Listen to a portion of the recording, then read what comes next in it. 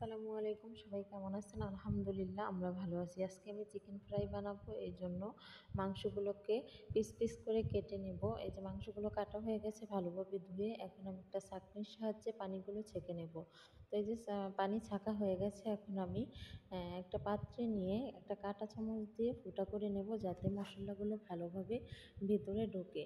তো আপনাদের যদি আমার ভিডিওটি ভালো লাগে তাহলে অবশ্যই আমার ভিডিওতে লাইক, কমেন্ট, শেয়ার করবেন। এখন এই যে সব মশলাগুলো দিয়ে দেব। পরিমাণ মতো লবণ, আদা বাটা, রসুন বাটা, জিরা বাটা, গরম মশলা বাটা, এই যে মরিচের গুঁড়ো, তারপর হালকা টেস্টি সল্ট দিয়ে দেব।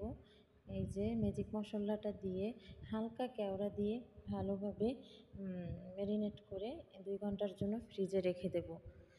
2 ঘন্টা পরে এই যে ফ্রিজ থেকে বের করে নিয়েছি। এখন একটি পাত্রে আমি আটা নিয়ে নেব। আটার মধ্যে সামান্য পরিমাণ লবণ আর সামান্য পরিমাণ মরিচের গুঁড়ো দিয়ে ভালোভাবে মেখে নেব। তারপর চুলাতে একটি ফ্রাই প্যান দিয়ে তেলটা গরম হওয়ার জন্য অপেক্ষা করব। এই যে দেখেন আমার আটাটা, এখন আমি মাংসগুলোকে দিয়ে আটাটা ভালোভাবে মাখিয়ে নেব। এই যে আটাটা ভালোভাবে মাখানো হয়ে গেলে একটি আমি নর্মাল পানিতে ছেড়ে দেব। এই যে কিছুক্ষণ অপেক্ষা করবেন যাতে ভালোভাবে মাংসটা পানির ভিতরে ডুবে যায়। এই যে দেখেন আমার মাংসটা কিন্তু পানির ভিতরে ডুবে গেছে। এখন আমি এই যে আবারও ভালোভাবে চেপে চেপে আটাটা লাগিয়ে নেব। এই যে আটাটা লাগানো হয়ে গেলে আমি এই যে কড়াইতে তেলটা গরম হয়ে গেছে, এখন আমি কড়াইতে দিয়ে দেব।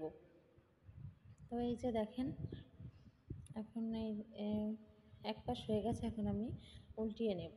তো আস্তে আস্তে অল্প জালে আমি ভেজে নেব যাতে পুড়ে না যায়। এই যে আমার চিকেন ফ্রাই ভাজাটা হয়ে গেছে, দেখেন দেখতে কিন্তু সুন্দর হয়েছে, খেতেও মাশাআল্লাহ অনেক ভালো হয়েছে। সবাই বাসায় এরকম চিকেন ফ্রাই বানিয়ে খাবেন খুব সহজে অল্প সময়ের মধ্যে। আর কেমন হয়েছে অবশ্যই জানাবেন। আল্লাহ হাফেজ, টাটা।